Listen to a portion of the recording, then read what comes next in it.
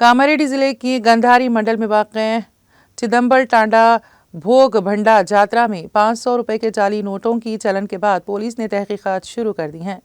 चिदंबर टांडा में वाक़ लक्ष्मम्मा मंदिर के करीब के बाशिंदों की तरफ से भोग भंडार जात्रा बड़ी धूमधाम से मनाई जाती हैं। मेले के बाद गांव वालों ने बताया है कि मंदिर में भक्तों की तरफ से दी गई हांडी को शुमार किया गया और 1.5 करोड़ की आमदनी हुई। पुलिस चंदमल टांडा इलाके में पहुंची और गाँव वालों की जानिब से सोशल मीडिया पर पोस्ट किए जाने के बाद तहकीकात शुरू कर दी गई। पुलिस इस बात की जाँच कर रही है कि हांडी में कौन से नोट मिले और कौन से जाली थे।